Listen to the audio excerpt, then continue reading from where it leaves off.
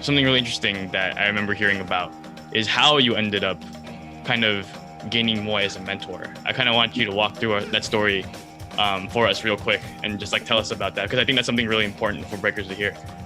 Yeah. So if you followed me when I was like 16 or like 15, something like that, my thing was like I wanted to win the biggest breaking battle, and at that time it was the BC1 for me.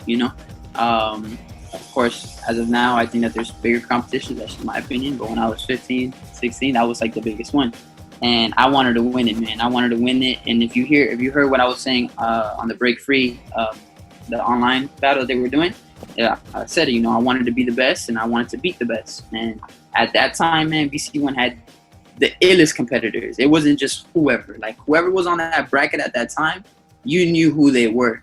Right now, you don't even know who they are. You just be random people. So at that time, that's what I wanted to do. And I remember I ended up winning the Cypher here in Florida. And that was big. I was 16 years old. Like, that was, I think, what really jump-started my career.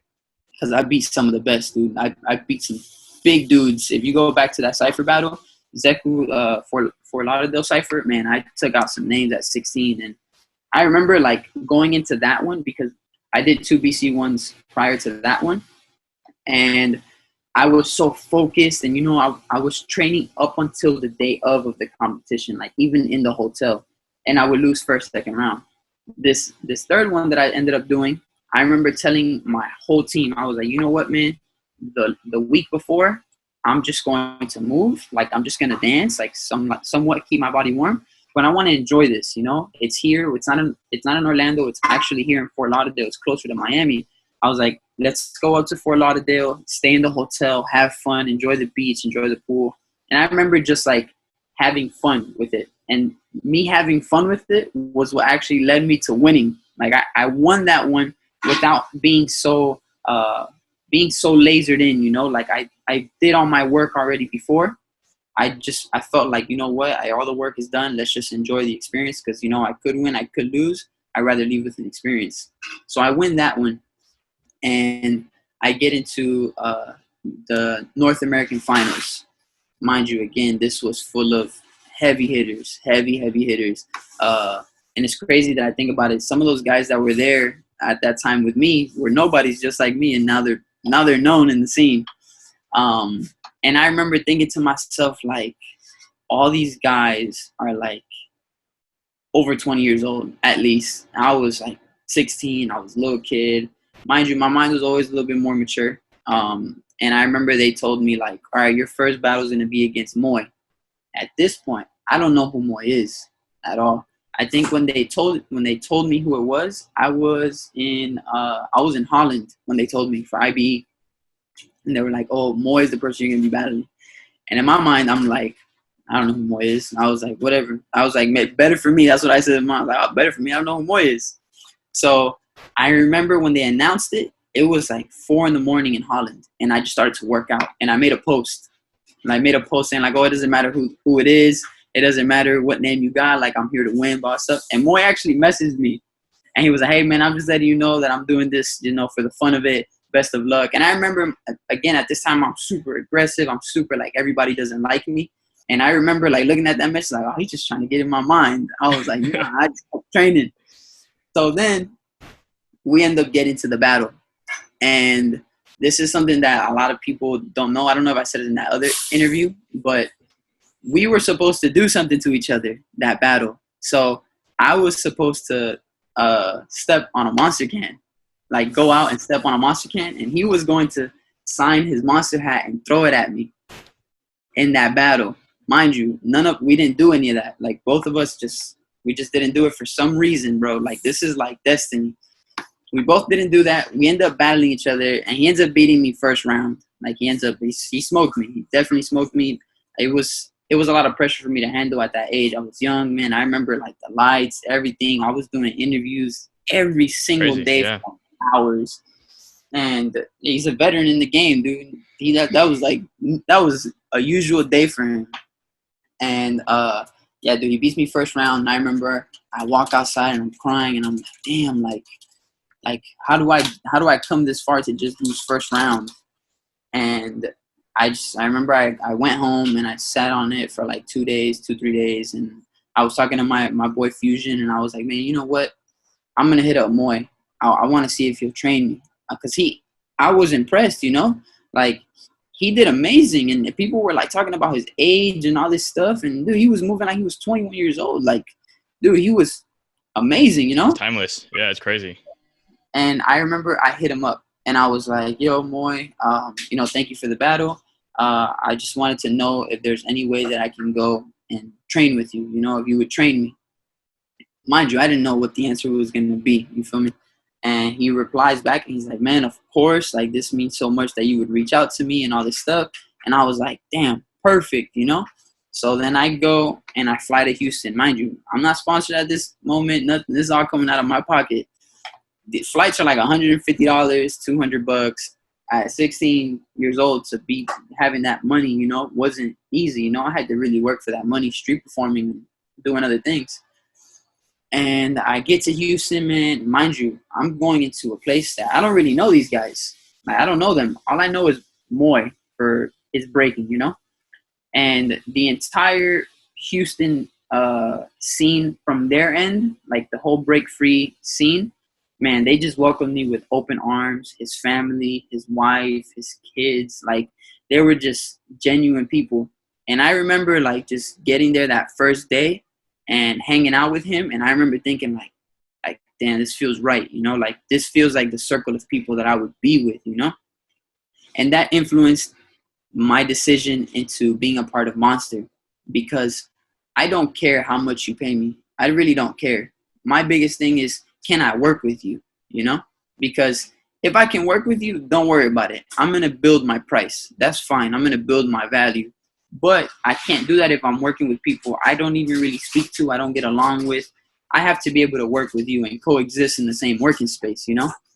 And I just remember him telling him, I'm like, man, I would love to get sponsored by Monster, bro. I'm like 16, something like that. And he goes, oh, yeah, man, you know, let's just see what happens. Kind of like, you need to get better, you know? And it went from, I was flying out like every month or every other month to just train with him, just train. And I remember the conversation went from being like, yo, I want to be sponsored one day. I want to be sponsored one day, to like a couple months after me being like, you're going to sponsor me, bro. Like, you're going to sponsor me. I'm going to be a part of Monster. Like, I remember when that switched, you know, and he just kind of like looking at me and like, he's like, all right, just, you know, just keep doing what you're doing. You know, he was believing in me. He never gave me a direct, like, yo, Monster's going to sponsor you. Like, he never gave me that. It was more like, dude, just keep doing what you're doing, you know? And at that time, it's kind of hard because you're like, damn, is it a possibility? Can it happen? Like, his answer was so nonchalant the whole time. Mind you, knowing him now, the whole time in the back of his mind, he was building everything, you know? Like, the program was still fairly new to him. And I remember I'm a part of Silverback Youngbloods like a year after that. And shout out to Steve Graham from Silverback, that he was a very big help and influence in my breaking career. And he would fly, he sponsored 5 guys. He sponsored me, Damien, Master Mace, Weapon X, and Peanut, I believe. It was us 5. And he flew us out to Silverback, of course, to represent and be part of the Silverback Youngbloods. And we qualified the first year, and I'm just there hanging out with Moy, of course, just getting to know, like, just hanging out with him more. And I remember, I forgot who the Monster team was that year, but like, they did amazing. They did really good. I forgot who it was, but they made it pretty far. And Moy won the first one, actually. Moy won the first 3-on-3 Silverback. I forgot who he was with, but he won the first 3-on-3. Oh, shit. Yeah. And then from there, I was like, man, like, yo, this guy is nasty. Like, he's still winning. Like, it was just like mind blowing to me. And then the next year, I go back. I think it was the next year, the year after that, and I'm gonna join again with the Silverback Youngbloods. But the Monster team is missing a member this time. They're like, hey, we don't have a member. We need somebody to jump in.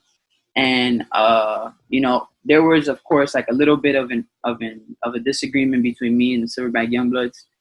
Me switching over to the Monster team. mind you, it wasn't out of, hey guys, I'm out, I'm gonna go battle with them. It was more of like I was putting in a lot of work, you know. I was putting in a lot of work, and I didn't feel like they were, you know. And it wasn't that I wasn't feeling like they were. My entire circle around me, you know, I spoke to them. Gravity called me the night before, and he's like, "Yo, we need an extra member." Mind you, I've been cool with Gravity for years. Yo, we need an extra member. Can you hop on? And the first thing I told him is, I already have a team, bro. I can't.